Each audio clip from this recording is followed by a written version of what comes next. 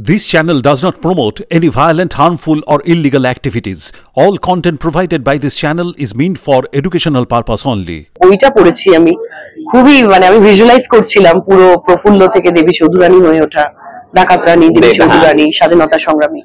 তো আমার কাছে ভীষণ রোমাঞ্চকর লেগেছে। সবার আগে যখন আমরা জানতে পারলাম শ্রাবন্তী সেই চরিত্রটা করছে, সেটা সব লিটারালি ভীষণ একটা উন্মাদনা সৃষ্টি করেছিল এবং তার মধ্যে সবচাইতে বড় উন্মাদনা সৃষ্টি করেছে যখন এই ছবির প্রথম পোস্টার রিলিজ হয় কানজে। আই এম শিওর তুমি নিশ্চয়ই সেটা হয়তো এটা তোমার জীবনের প্রথম কোনো ছবি যেই ছবির পোস্টার কানজে রিলিজ হয়েছে। একদমই তাই, এটা ভীষণই স্পেশাল ব্যাপারটা। প্রথমে আমি বিশ্বাসই করতে পারিনি যে এটা হচ্ছে বাংলা ছবি, কানজে পোস্টার রিলিজ হচ্ছে। তারপর যখন হ্যাঁ সত্যি এটা হচ্ছে, আমার গুজবাম হচ্ছিল যে এটা কি করে ভালো লেগেছে অবশ্যই। আমি ভীষণ গর্বের মুহূর্ত, আর আমি স্পিচলেস হয়ে গেছিলাম।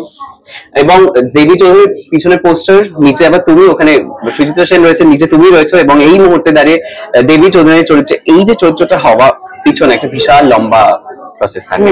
কি কি শিখতে হয়েছে, তার জন্য কি কি কমাতে হয়েছে, বাড়াতে হয়েছে, কি করতে হয়েছে চরিত্রটা? দেখো, আমি এই চরিত্রটা করার আগে অবশ্যই আমি তলোয়ার চালানো শিখেছি, তারপর ঘোড়া চালানো, হর্স রাইডিং থেকে শুরু করে অনেক রকম এই চরিত্রটা নিয়ে প্রচুর রিসার্চ হয়েছে, আমাদের ওয়ার্কশপ হয়েছে। কারণ তার সাথে সাথে একটু নেগেটিভ ভাইবসও প্রচুর পেয়েছি যে আদৌ হবে কিনা ছবিটা, এই ছবিটা তো হচ্ছে না, প্রচুর অনেক কিছু করা হয়েছে। তো তারপরেও যে ছবিটা আমরা করতে পেরেছি, আমাদের মনে পজিটিভিটি ছিল বলে আমরা ছবিটা করতে পেরেছি। এখনো অব্দি পোস্ট প্রোডাকশন চলছে, ডাবিং কমপ্লিট হয়ে গেছে আমার, ধরো আশা করছি সামনের বছর রিলিজ হচ্ছে। ছবিটা হওয়ার আগে আমি আবার ঢুকে পড়লাম। না বলো, সেটা হচ্ছে ছবিটা শুরু হওয়ার আগে তুমি কতবার দেবী চৌধুরানী দেখলে এবং পড়লে? একবারই দেখেছি দেবী চৌধুরানী, ভালো লেগেছে আমার, অবশ্যই মহানায়িকা ছিলেন ওখানে। কিন্তু আমাদের এই ছবিটা একটু অন্য ধরনের, 2024-এ একটু অন্য ধরনের করা হচ্ছে। আর যেটা বলবো যে বইটা পড়েছি আমি খুবই আমি ভিজুয়ালাইজ করছিলাম পুরো প্রফুল্ল থেকে দেবী চৌধুরানী হয়ে ওঠা, ডাকাত রানী, দেবী চৌধুরানী, স্বাধীনতা সংগ্রামী। তো আমার কাছে ভীষণ রোমাঞ্চকর লেগেছে। এই জন্য একটা অদ্ভুত জার্নি আছে এবং ভীষণ পজিটিভিটি রয়েছে এবং তার পিছনে একটা দস্যু হয়ে ওঠার জন্য একটা ভিতরে জিলটা লাগে। সেই এই দস্যুপনাটা কি শ্রাবন্তীর মধ্যে আছে? আমরা জানি শ্রাবন্তী খুব জন্মনে ছোট থেকেই দস্যু আমি। না, আমি অবশ্যই খুবই ছোটবেলা থেকেই ছেলেরা যারা দুষ্টুমি করতো আমি সেগুলোই করতাম আর কি। সেগুলো দুষ্টুমি বাচ্চা বেলাকার, কিন্তু হ্যাঁ মনের মধ্যে একটা ভীষণ স্ট্রং ফিলিং থাকে।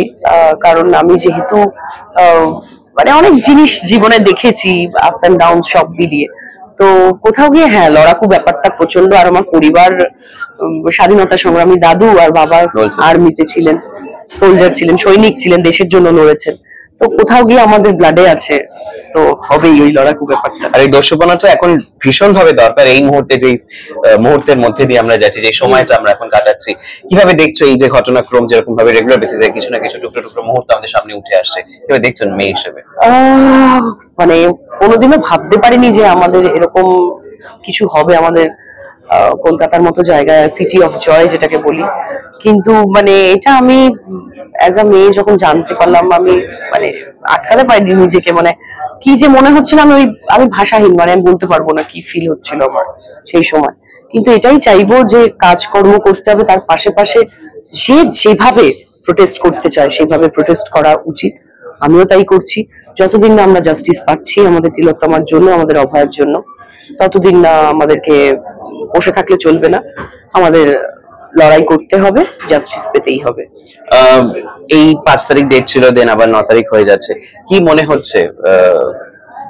ভীষণ ভাবে সারাক্ষণ একটা নিউজ চ্যানেলের মধ্যে আছি, দেখছি সারাক্ষণ নিউজ দেখছি, সারাক্ষণ কোথায় কি হচ্ছে, কিভাবে কি, ভীষণ একটা টার্ময়েল চলছে ভেতরে। আর সামনে পুজো, যতক্ষণ না আমার মনে হয় মা আসছেন সবকিছুর প্রতিকার করবেন, কিন্তু ওই যে একটা ভেতরে চলে না যে কত তাড়াতাড়ি দোষীরা সামনে আসবে আর শাস্তি পাবে। এই যে মুহূর্তে যেটা চলছে এবং তোমার ছেলেও রয়েছে, এই ঘটনার পরে তুমি ছেলেকে কি কি তুমি বোঝালে বা কিভাবে চলা উচিত, একজন মহিলা কি করে সম্মান করে, এই নিয়ে তুমি কি সেই পাঠগুলো ছোট থেকে দিছো না এখন থেকে তুমি ছেলেকে বোঝাচ্ছ বা এরকম করো, এটা করো? না, আমি অত কিছু, ও অনেক ম্যাচিওর আমার থেকে। আর ও বাড়িতে বেশিরভাগ মেয়েই দেখেছে, আমার মা, আমার দিদি, আমি তো ওর পুরোটাই মানে ও খুবই অবশ্যই সবাইকে সম্মান করে। আমি শুধু শুধু মেয়েদের সম্মান না, আমি মানুষকেই সম্মান করাটা আমি মনে করি যে প্রত্যেকটা মানুষের সবার সেলফ রেসপেক্ট আছে। কারোর সেলফ রেসপেক্টকে আঘাত দিয়ে কথা বলা আমি সেটাকে খুব রুচিশীল মনে করি না। কারোর মাইনাস পয়েন্ট নিয়ে কথা বলা সেটাকে আমি খুব একটা ভালো মনে করি না। আমার মনে হয় প্রত্যেকটা মানুষের মধ্যে খারাপ ভালো থাকে, তার ভালোটা নিয়ে আলোচনা করা উচিত, তার খারাপটাকে দূরে সরিয়ে রেখে তার ভালোটা বলা উচিত। আর আমি সেটাই শিখিয়েছি, আমিও যেটা শিখে এসেছি বাবার কাছ থেকে।